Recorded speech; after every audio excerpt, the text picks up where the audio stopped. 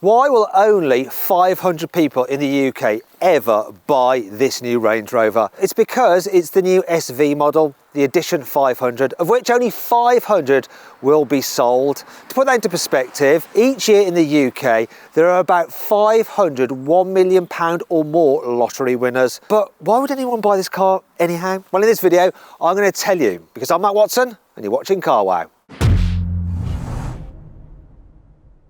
You've probably heard about the recent crime spree of people stealing Range Rovers. And as a result, owners have struggled to get their cars insured, especially owners who live in London. Now, I've got a place in London, so I thought, you know what? I'm going to jump on Go Compare and see what quotes I can get back on this car. Well, I wasn't able to get any quotes back. None at all. Go Compare couldn't find anyone to insure me on this car. I've never had that before, to tell you the truth. But I thought, wait a minute, you know, maybe it's just because I live in a dodgy area, and I sort of do. So I tried a Mercedes AMG GLE 63 Coupe. I did get a quote back on that, but the cheapest one, just over £7,000. But at least I could get insurance. However, that would put me off buying that car as well. So I thought, oh, an alternative would be a BMW X6M. So I tried to get insurance on that using Go Compare, just over £3,000. Now, Land Rover is aware of this problem with people trying to get insurance on their cars. So they did the right thing. They stood up and go, listen, do you know what? We are going to sort out our own insurance for our customers. We've got you guys. However, there's been cases of Land Rover refusing insurance through its own insurer for its customers. You can't make it up. Kind of makes sense for completeness for me to try and get a quote through Land Rover, right? Okay. All right. Well, I've done it. I've done it already. Look. Sorry, we are currently unable to provide you with a quote for your Land Rover. Another issue with this car is the fuel economy. This one is averaging 16.8 miles to the gallon. Very expensive to run, and you'll find yourself visiting petrol stations a lot. Now, when you compare it to the plug-in hybrid, one of which you can get with 550 horsepower, so not that low on power compared to this really, that car apparently will do over 400 miles to the gallon. Well, it will do if you plug it in regularly and don't rinse out your battery. But still, yeah. The fuel economy could be an issue, though I think to most of the people it's the fact of having to stop and fill up. That's more of a problem if you're rich enough to be able to buy one of these cars. Because obviously for rich people, time is money. Land Rovers have a bit of a poor reputation for reliability, and this Range Rover SV is no exception. It's only done 1,000 miles and it's already been back to the dealer to have a fix. So let's find out exactly what went wrong. So I'm going to grab the owner. Doesn't really want to be on camera, but come on, Troy, come on in and tell us your sorry story. So what happened to your car? Had the vehicle, the power opens up over the first 310 miles, 500 kilometers. As soon as the 310 miles went past, literally from 320 miles, it started making some funny noises, taking off, spirited, going out of T-junctions, made some noises. By 7 o'clock that night, it made some horrendous noises and sounded like metal on metal, and it was something called the transfer box. Right. Had eaten itself. It was drivable, but I think it was only driving some of the wheels. So the traction control light was flashing if you put any power into the box. Any idea why? I believe it was to do with a seal and there was no oil. No oil in it? Okay, so just after 350 miles, car running, transfer case eats itself because there's no longer any oil in it. Oh dear. I believe so. I'm only going from what I can gain from... Right, not ideal though. You've just bought a brand new car and then it's broken straight away. No, but to be fair to the manufacturer and to my local dealer, he absolutely handheld it all the way through. But without that, I would have been very close to saying I'm not having the car back. And so the dealer saved the day. However, absolutely. I've actually seen some stuff on the internet of another case of this happening, a very similar thing, no oil in the transfer case on a brand new Range Rover Sport SV. Hopefully, yours and this other person's is the only issue, but just goes to show you, they're not the most reliable cars in the world, Range Rovers.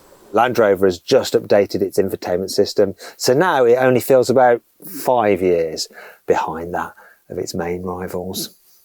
Yeah, look at this, right, so look at the lagginess. Oh, laggy. Oh, it's not the quickest, is it? Oh, let's press this. Oh, look, that brings you on to the temperature controls. Before they updated the infotainment system, you had some knobs that you could turn. Very quick, very easy to use. I like them. Whereas now, climate is all done through the screen. So if you want to do fan speed and stuff like that and really control your temperature exactly as you want it, yeah, you have to go through some menus.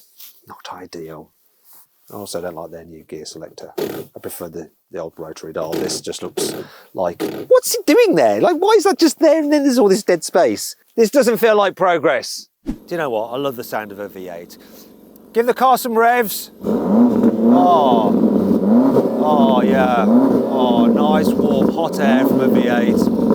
Oh, it's probably poisoning me, but I don't care. What I do care about though is that if I was to have one of these cars through a business, let's say you're a company director, you're going to be absolutely nobbled by the taxman in terms of benefit in kind tax. For the very higher rate taxpayers, which you're probably going to be if you can afford one of these cars or you work for a company that will buy it for you, you're going to pay, actually in tax, £28,000 a year as benefit in kind. That is insane. And that's why, really, if you're going to have a Range Rover through your company, you're not going to be able to have the SV. You're going to end up with a hybrid because the benefit in kind on that car is just under £2,600 a year. So none of this. Rev it up again. Such a shame.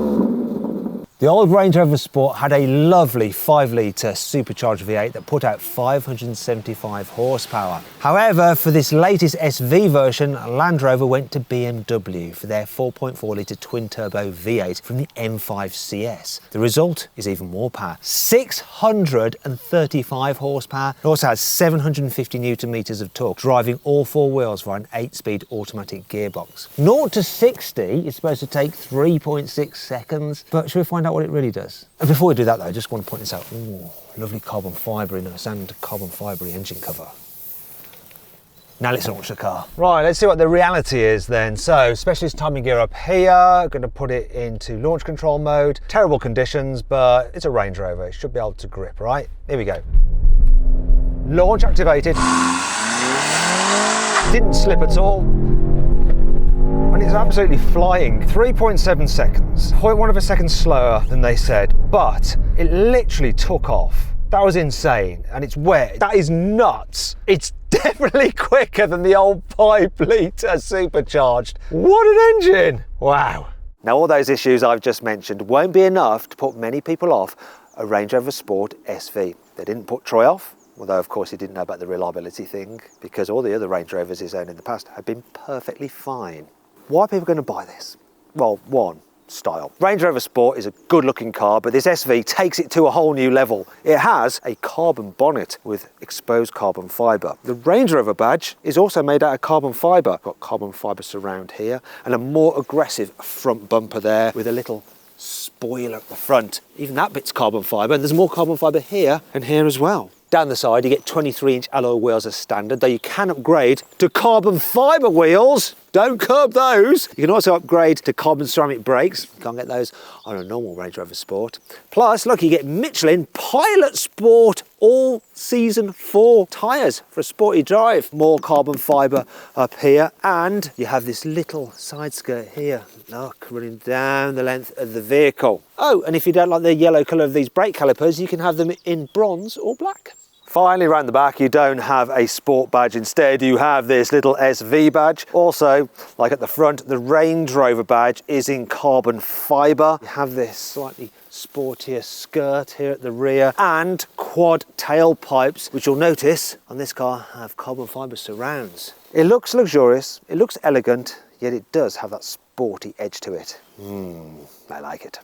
The Range Rover Sport feels very luxurious inside. You've got quite a minimalist design, nice leather everywhere, shiny bits of trim and here, though that does scratch quite easily. I'll forgive it though, because I love that Alcantara headlining. And you have features such as, look, oh, soft close, all very nice. However, the SV has some extra bits. For instance, you get these carbon fibre back sport seats with an illuminated SV logo. Also, you get ceramic on the gear selector, so it feels absolutely glorious to touch. Then the paddle shifters have this little perspex bit that's transparent on the top, and when you press the SV button on the steering wheel, they glow red. But perhaps my favourite thing is something that's been introduced on this new SV model. It's called Subpack. So what you have is a stereo system with 1900 watts, and it has 29 speakers, but you also have big speakers in the two front seats, and that means that when you play music you actually get vibrations through the seats, so you feel the music as well as hearing it. It just, it's kind of climactic. Is that a word? Climactic? Climax? Anyway, let's move on because it sounds a bit dirty. The luxury feel of this car also extends to the way it drives. It's very, very relaxing. The air suspension deals nicely with bumps. It's quiet in here. You don't really hear other traffic as you drive past it. Really, really nice and serene. Also, you're sitting up very high.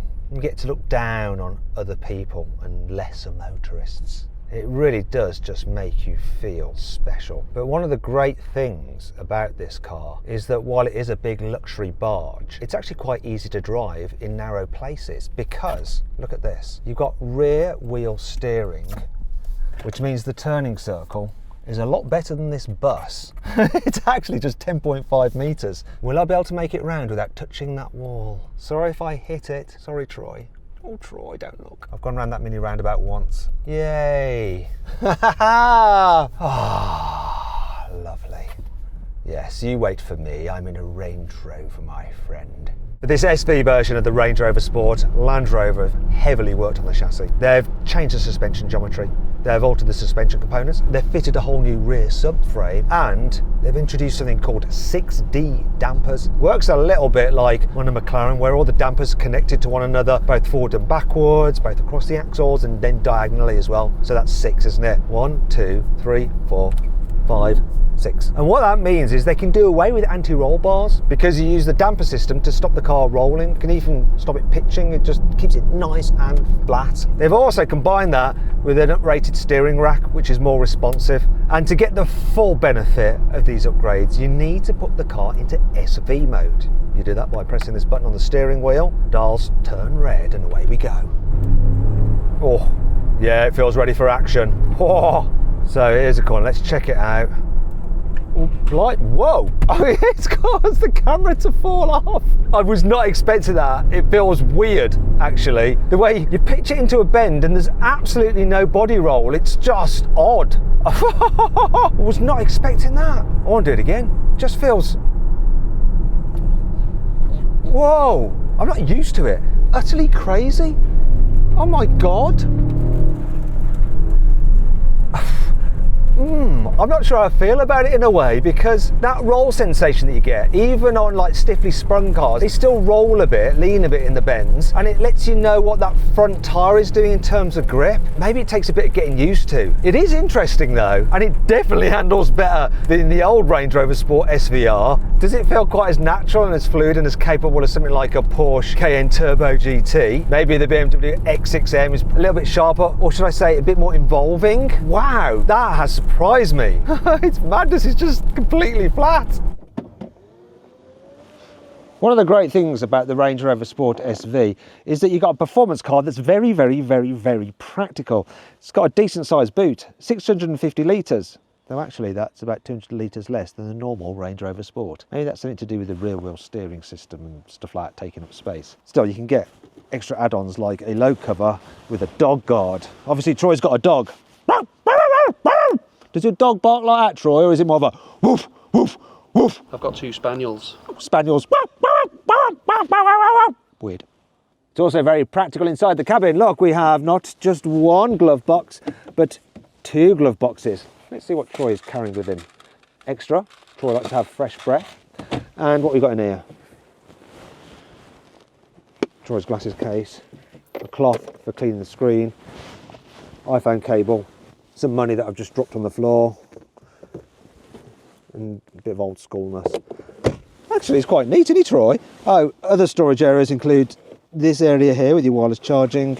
Underneath here we have a little storage area, which is actually a fridge, look, lovely. And the door bins, if you look at the door bins, they're pretty big, aren't they? The door bins in the back are also a decent size. In terms of space, knee room's okay, headroom, that's good. And the seats are very comfortable. They're quite reclined actually. You've also got Isofix anchor points there for fitting child seats. And under here, you've got a nice big armrest with some cup holders and some storage. Plus, if you want to let your spaniels into the cabin, you can lower that down like that. Very nice. So, what do I think about this new Range Rover Sport SV? Well, like I said at the beginning, very few people will be able to buy this Edition 500 model. Only 500 in the UK, there's probably about 670 odd worldwide. The normal car though, yeah, that'd be plentiful. Should you get one? Personally, I would probably go for the BMW, or if we could get it in the UK, the Porsche Cayenne Turbo GT. But I can see why this would appeal to plenty of other people, so long as they can get insurance.